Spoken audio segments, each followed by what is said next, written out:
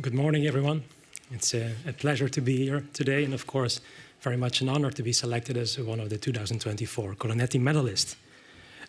This year also marks a personal anniversary for me. It's been 10 years since I started to work on the topic of 3D concrete printing, and we've come quite a long way, I would say, from trying to do these very first printing experiments to the projects and the research activities that we are working on today. So I thought I would use this opportunity to briefly reflect back. Where do we come from? What is the history of this technology? Where do we stand today? What is its state of the art? And indeed, trying to answer that question in the title, are we there yet? Spoiler, no, and we still have some things to do. So to start with the history, we have to go back almost 100 years, and you can find this nice video on YouTube by the Urschel company, which is of course not 3D printing as we do it today, but it comes very close. We see this machine placing layers of concrete one by one without any traditional formwork to create an entire, well, small house. And in fact, in the 1930s and the 1940s, we've seen various patents and concepts appearing showing similar approaches of, well, deviating from traditional construction using formwork and placing materials in a layered manner.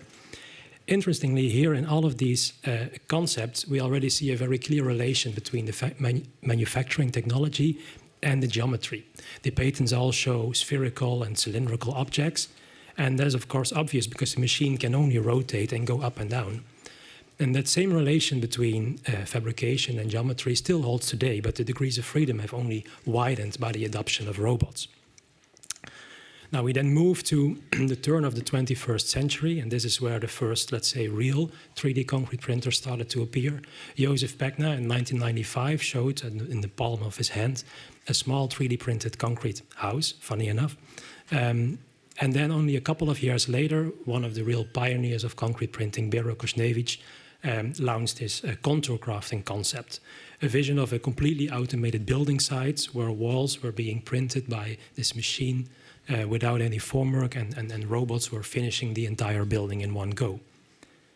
Then a few years later, another pioneer, Enrico Dini, announced D-shape, a powder bed printing technology that could create these complex, optimized, nature-inspired shapes. And you could say that these pioneers or early adopters were actually maybe a bit too early for that time, because industry didn't really pick up yet. It took quite a bit of time for this technology to really take off. And that sort of started to happen in 2013, which is somewhere around there on this graph. And it seems that some exponential growth started there, which has only continued in the past years. This is a graph of a recent state-of-the-art paper that shows that this exponential growth of projects and industry activity has continued, and not just in industry, but also in academia. This is an overview of the research papers that have something to do with concrete printing, and especially the past decade. So today, we are at a state-of-the-art where there's industry activity all across the globe, companies selling printers or printable materials, or even printing as a service, producing objects that span from urban furniture to underground infrastructure, coral reefs, and also printed houses or printed neighborhoods. In fact, if you look purely at the news headlines, then it seems that there is a 3D printed neighborhood appearing every week. Now, why is there so much activity ongoing? Why is the industry adopting this technology, and why is the academic field trying to develop this technology and solve some of its challenges? That has to do with the advantages that 3D printing might offer, the promises that it holds. On the one hand, this has to do with environmental impact, with sustainability. As you can nicely see in this picture, it's an additive manufacturing technique. So we place objects layer by layer. And that's different from conventional subtractive manufacturing, where we remove materials, so we might have less waste. We can also create more customized, more optimized objects. So the final structure, especially from a structural design perspective, and I'll show you some examples of that, we can reduce the total amount of material. And this was already clear in these videos from 100 years ago, we no longer need any conventional formwork, which especially for complex objects is also a major part of the material and potential waste. Then it also promises to increase construction productivity. So we could move faster. In theory, these machines could run 24/7 with less labor. We need less steps. Again, I mentioned the absence of traditional formwork. And because the machine passes by every point in the final structure during manufacturing, we can also integrate different functionalities or different materials. So a lot of promises, a lot of potential, but these also come at a cost. 3D printing is more difficult, more complex compared to conventional manufacturing, and I will show you what that means later.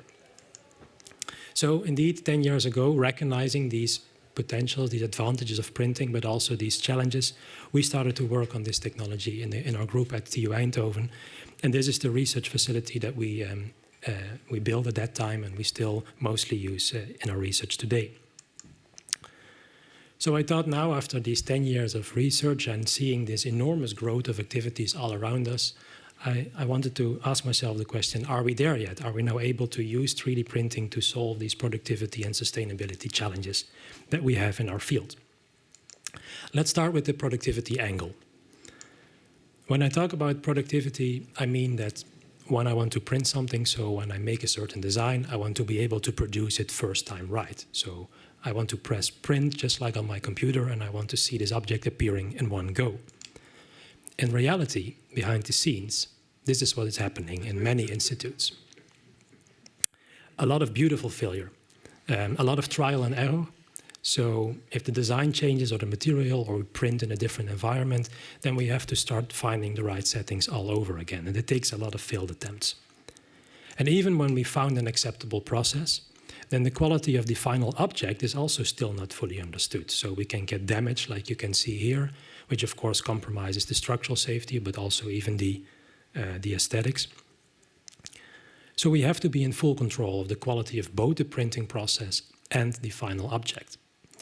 But that is not straightforward, because as I mentioned, that there is a difference between conventional pouring in a formwork and printing. Printing consists actually of many steps, starting from mixing and bumping, to extruding a single layer, to printing entire objects, to assembling and using such a structure in its use. And the critical time and length scales in each of these phases is actually very different. Different issues can occur in these different phases. The material behavior changes continuously. It starts as a fluid, and somewhere at the end it's solid, but something happens in between as well. And the requirements on this material behavior to print successfully can even be different across the different phases. So let's take a look at one of these phases. Let's zoom in on this third phase to see why it's so difficult and what happens and what we can do to improve that. Well, we already saw in the videos objects failing during printing. So when we are stacking layers, at some point the weight of these layers is too much, and we know now that it can actually fail in two different ways. On the one hand, it can happen due to plastic collapse, which is when the material strength is locally exceeded, or it can be an instability failure, which has to do with the stiffness of the material and the structure itself. But important to mention here is that it's not just a function of the material property, strength and stiffness. It's an interplay between material, between geometry, and between how you produce it. So if I print fast or slow, for instance. But what is the material behavior of printable concrete during a printing process? We are somewhere in between a fluid material and a fully hardened material. So should we take tests that come from the field of rheology, or should we take standards on hardened concrete testing? We need to characterize our material on a state and scale that is similar, representative to the printing process, so no compaction, for instance. And how do we measure things on a material that feels something like toothpaste? It's very difficult to apply physical measurement devices. We have to make use of optic measurements, for instance. And we want to be able to test these materials quickly because they are changing with time, so we want to attribute certain properties to a specific age. Now, we adopted some tests, as you can see on the right, coming from the field of soil mechanics. So compression tests, shear testing, triaxial compression testing, to characterize these printable materials in the time span of a typical printing process. And if you then repeat these tests at different ages, you can see that even though the material is still fresh, during that entire process, a lot of things are happening. The material is clearly changing. If I use these force displacement graphs and I translate them to stress-strain behavior, as you can see on the left, then you clearly see that the material is increasing in strength, it's increasing in stiffness, and it's changing from a plastic, a ductile material, much more towards a brittle failure type. And you can also plot those as a function of concrete age on the right. Now, these tests are useful, but they are very destructive in nature. So you have to repeat for each age or for each variation in material or process these tests to get the right properties. And having a fully digital workflow, we actually want to move away from these offline destructive testing to more inline non-destructive ways. And we made a framework in the PhD project of Dirk Bos to move away from this top left corner, which is where we are mostly today, much more to the bottom right. And I want to give you some examples of what that means. For instance, we could use the printer itself to do measurements. We can watch the formation of droplets at the end of our printhead, which was initiated as part of the PhD project of Nicolas Ducolombier in Paris. And by analyzing the frequency and the shape of these droplets, we can say something about the yield stress of the material. And because it's very easy to perform high-frequency measurements, we can also monitor the process quality using this test. It's still a destructive one because we can no longer use this material to print, of course. So we also want to move to non-destructive measurements, using, for instance, ultrasound measurements to correlate the evolution of this ultrasonic pulse velocity to the rate of strength and stiffness development that we found in these destructive tests. Now, ideally, we combine these two things and we move all the way to the bottom right in this diagram, where we can perform inline non-destructive measurements, for instance, by placing pressure sensors and mass flow sensors at different locations in our printer and correlating those to the yield stress that we found in this droplet test. And we found actually that we were able to predict quite well the initial yield stress. Now, such properties coming either from destructive or non-destructive tests can then be used as input for numerical models of the 3D printing process to analyze these failure types. Here we see a numerical simulation of a cylinder being printed with these material properties evolving, and at some point, similar to the videos that you showed before, we see this elastic failure occurring.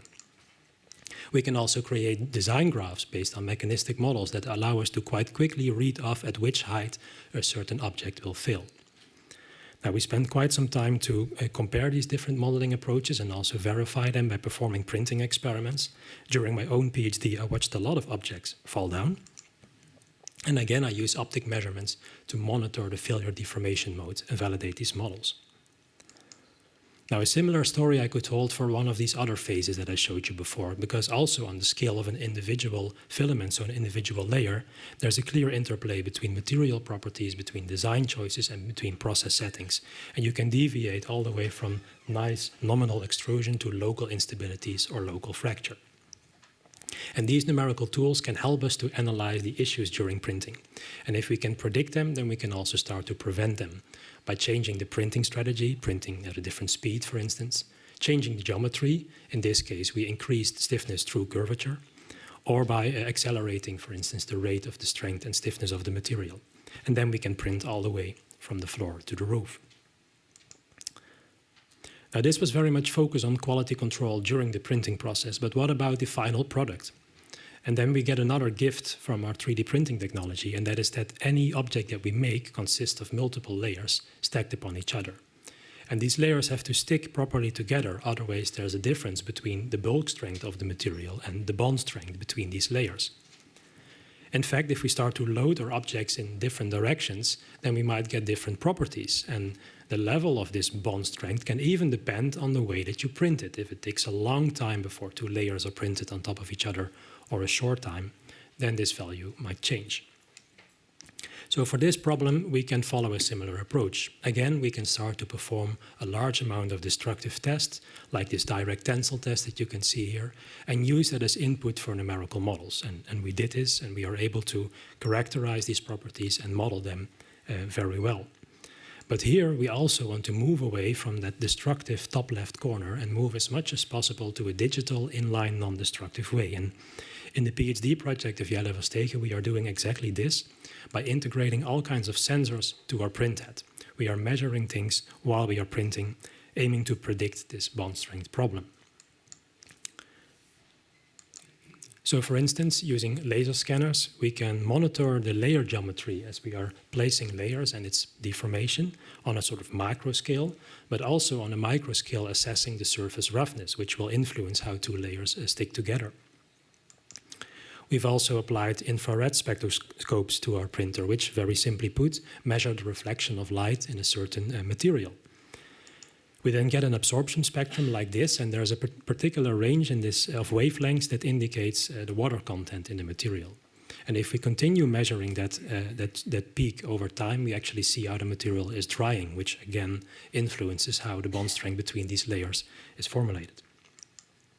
We can do a similar approach using, for instance, thermal cameras to monitor the thermal history of objects during printing and as they cool down. And all of this information, extended with much more sensory data coming from the mixing process, from environmental sensors like temperature, humidity, airflux, can be stored into digital representations or digital shadows of our printing process. The nice thing is that in such a digital model, you can then allocate at each point a part and know exactly with which settings and which sensory data this was produced. And if we don't just do this in a digital world, but also in the physical world, and we take out parts and we then load them, for instance, in this 4-point bending test to characterize the bond strength in a destructive way, we can start to correlate these properties. And that is exactly what we are doing now after having completed almost 1,000 of these tests and collected a huge amount of sensory data to try to be able to predict with non-destructive measurements this important mechanical property of printed concrete. And that will be needed because for all of these projects, structural applications that I worked on of 3D concrete printing, houses and bridges, we had to do extensive large-scale structural testing to prove compliance with safety codes. So we made one-to-one scale models of these houses and bridges, and we tested them in our lab. And then even once more at the final location, so once the object has been built, we loaded them again to make sure that the quality of those objects were identical or at least sufficient compared to what we tested in the lab. Now, in an early stage of development, that's of course great because we learn a lot from it, and it's a nice, useful way to prove that we are reaching safety requirements. But on the long run, this means we have to build every object twice. And then, of course, this productivity perspective, we're never going to reach it. Okay, then let's take a look at the sustainability perspective. A lot has been said already on that this morning, and I want to reflect upon it from a 3D printing perspective. And to do that, I will borrow this elegant equation from our colleagues in Zurich, who state that the environmental impact of concrete per surface year, in our case 3D printed concrete, is a function of the impact of the material itself, multiplied by the amount of material that we use, divided by its service life, its use life. Now, here a lot can be said about printable materials. In fact, many of the printable mixtures that are being used across the globe have a relatively high cement content, and they have small aggregates. So from a durability and sustainability perspective, there is still a lot to be improved there. Now, fortunately, and I put here again this graph that I showed earlier as well, the majority of the research activities are targeting exactly this. If you look at the pie chart in this graph, the red is the research activities targeting material developments of printable concrete. So hopefully here we are moving in the right direction. But if you look very closely at this graph, then you see a very small green 1%. That's called building integration, or I would like to call it structural design for today. And that is actually where we can also make a huge impact when we talk about the amount of material that we use in structures and the way we could potentially reuse them. And that is where we focus our attention, coming from a group of structural engineering and design. So when I talk about structural design and material savings, material optimization, then one technology that is often mentioned when we talk about 3D printing is topology optimization. Now, very simply put, topology optimization is a way to remove or relocate material in a certain domain based on its stress level or its contribution to the stiffness of the structure. So we can create more optimized structures like this cantilever beam, sort of looks nature-inspired structures. But we cannot just take an off-the-shelf topology optimization algorithm because they typically do not take into account the asymmetric compression and tensile behavior of concrete. They also do not take into account the manufacturing constraints because despite what some of these news headlines imply, you cannot print everything. So we might end up with a solution that seems to be very efficient, but it's very difficult to produce or it doesn't behave as we expect. So we have to extend these algorithms to include the actual material behavior of concrete and to integrate manufacturing constraints. And here you see an example of where we used Euler graph theory to make sure that we could always produce a print path to effectively produce this element, taking into account the flow of forces or the principal stress trajectories in such a structure. Now, topology optimization is promising, but it's usually, it gives you one single solution for a specific case, and that does not fully align with this freedom, this customization aspect that 3D printing provides. So we also want to develop design strategies, design tools like this parametric tool that you can see on the top right, which allow us to create different solutions that from the start already take this material behavior and manufacturing constraints into account.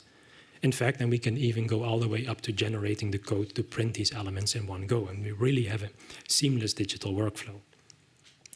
Now, in this project, and you can already see it a bit on this in this picture, we've also tried to address the bottom part of that equation, so the reusability, the service life, and you see that we started to integrate connections between printable elements. Dry connections, so elements that in theory we would be able to take apart and reuse in a different configuration, as we saw in the previous lecture as well, or allow for easy repair if needed. Now, to do so, we had to move from planar to non-planar printing, so placing layers in a three-dimensional manner, and even apply a bit of local subtractive manufacturing to create the right shape and the right surface roughness.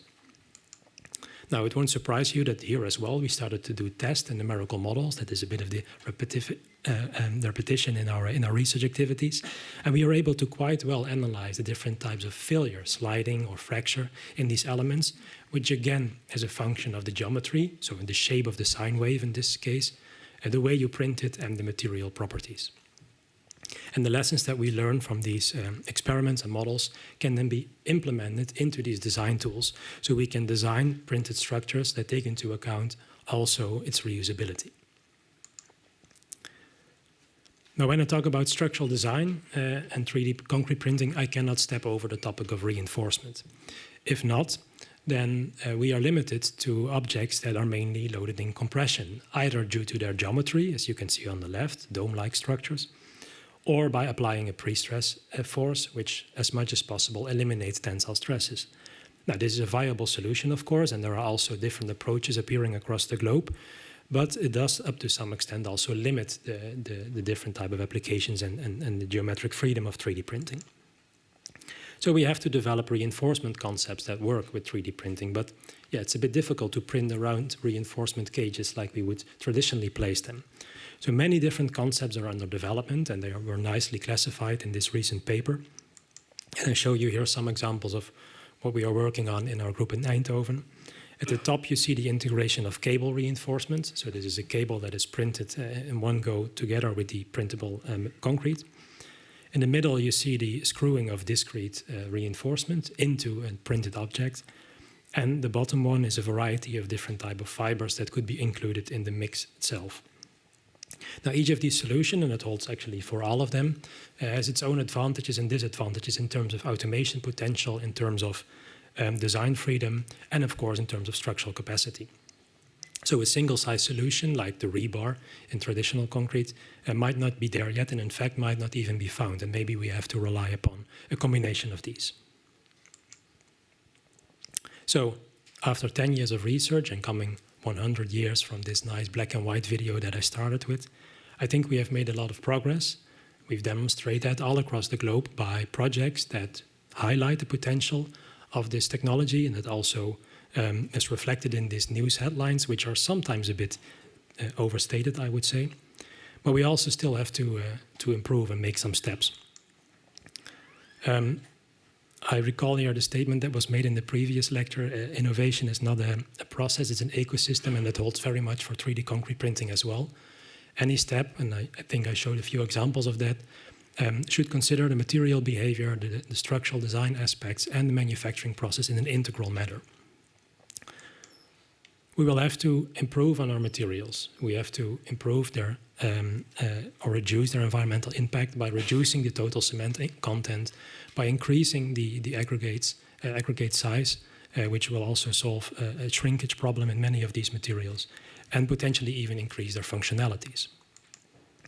We have to continue developing these automated reinforcement strategies so that we can really move to structural applications and not only lost formwork solutions, which is what happens a lot in practice. I did not touch upon this today in detail, but the robotic systems itself is also a topic of attention. If you start to Google this technology, you see printers that are becoming bigger and bigger and bigger, in some cases even being able to print an entire high-rise building, which is very impressive, of course, from a mechatronics perspective.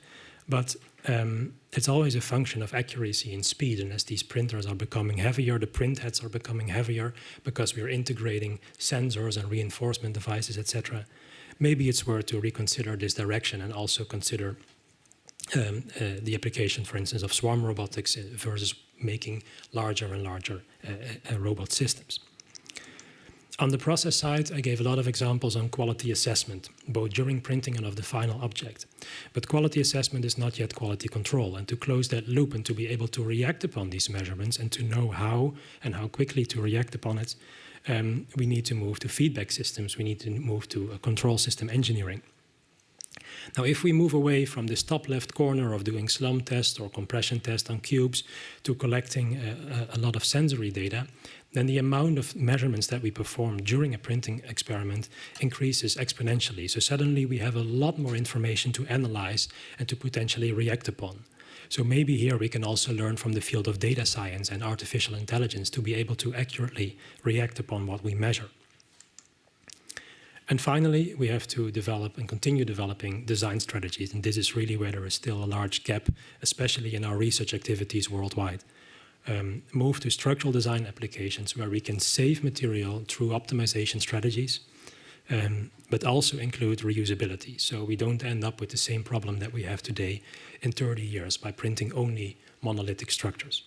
In any case, we have to move towards standardization and protocols to move away from having to build every object twice, because then, well, this technology is, of course, never going to fly. To conclude, I want to thank our research group. I started, like I said, 10 years ago as a master student at that time, under the supervision of Professor Theo Solet, who is here on the top left. He supported me from day one, and now we have this very nice research group, and I think a lot of the results that we achieve is actually the result of teamwork. And that also holds for the people who are no longer on this screen because they already have moved to a different position. I also want to acknowledge the Rilem technical committees in the topic of 3D printing and digital fabrication.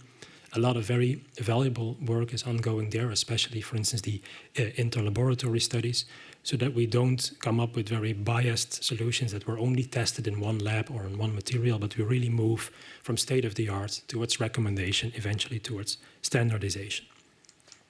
I have to acknowledge our funding agencies and the governmental institutes that support our research and the various companies that either funded our research directly, supplied materials or equipment, or worked together with us on some of these nice, innovative projects. Thank you very much for your attention.